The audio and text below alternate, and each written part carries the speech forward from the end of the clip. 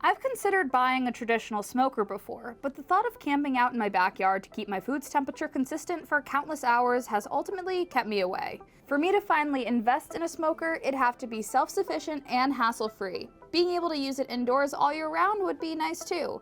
That's exactly what the GE Smart Indoor Smoker promises.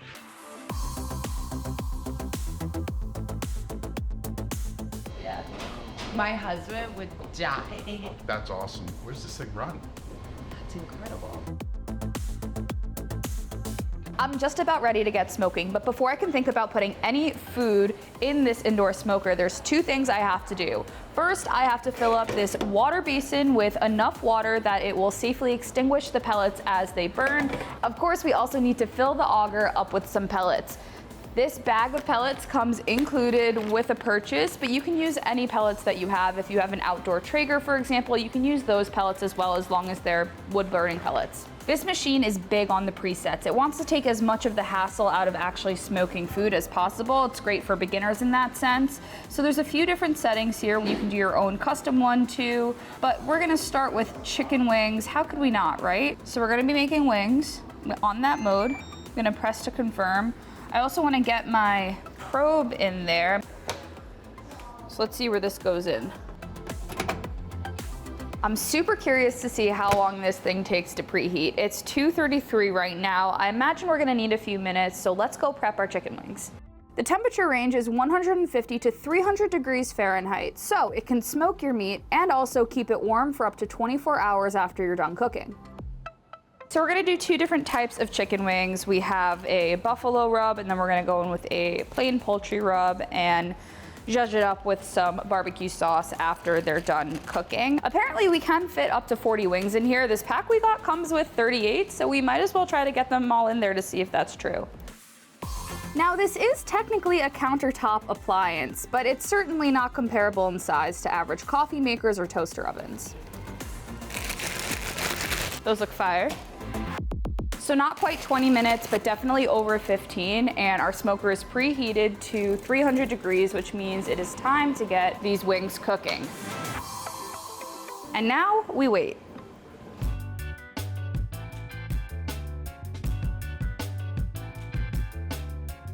So once the chicken wings came to temp according to the probe reading, the smoker automatically switched from the cooking mode to the keeping warm mode. Now, it has only been about 45 minutes. I'm a little bit worried that could be from the placement of the probe, so I'm actually gonna take them out, take a look, and see if they're actually ready or not.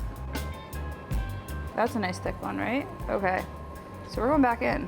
Trial and error. I love that we're going through this right now. That wing that I had the probe tucked into definitely wasn't right, so I picked a meatier wing in the middle that's already been cooked a bit. It's at 150, so I think we're gonna need a bit more time on these guys. Does it air fry too? How long does it have to be in for then to smoke it? Are you gonna eat the chicken after? That's the plan. While I'm waiting for the wings to finish up, I want to do a quick temperature check on the appliance. It's really important for something that you're going to keep inside that it's not going to burn your hand off, or if you have a child at home that they're not going to come by and touch it. The sides, while hot, you definitely don't want to leave your hand on there to burn, but you'll be fine with a little touch. Let's try this side. Not nearly as hot, and I think I know why. It's hot, but not bad. I'm not gonna touch that upper corner because that is where the pellets are being ignited. It looks like the smoke is still being cleared out. What do you think? Should we see if anything comes out? Okay. Oh. So the smoke clearing process takes about 10 minutes according to the manual. So we're just gonna sit tight. We know that it's clearing right here. That's what this icon right there means. And once that's done, then we can take the wings out. Now the smoker just told us that it's done clearing, so I think that means we can open our wings, and look at that. You can see in there that the smoke is still being pulled out slightly. Ooh, tell me these don't look so good. I think I'm really happy with how these look. There's only one way to find out, a taste test. Doing the rub was definitely a good idea. And I feel like the smoke is subtle. It's coming on like the aftertaste more than anything. This is like a barbecue. Very good.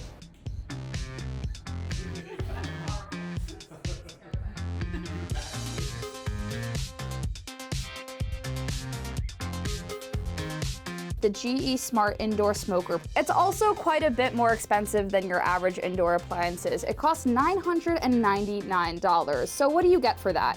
With the unit, you get 3 racks, 1 drip tray, 1 meat probe, and a water tank. I got the used racks here. I'm gonna go ahead and hand wash them, but you also could just throw them in the dishwasher. Yes, all the accessories like the racks and the drip trays are dishwasher safe, which is actually very rare for these types of appliances and a huge plus when it comes to convenience. Some on the sides.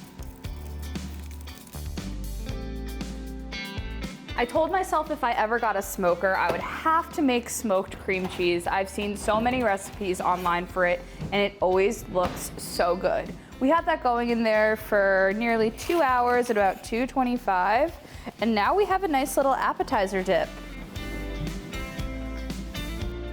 Ooh, that went real nice. Cheers. Hot. That's so good.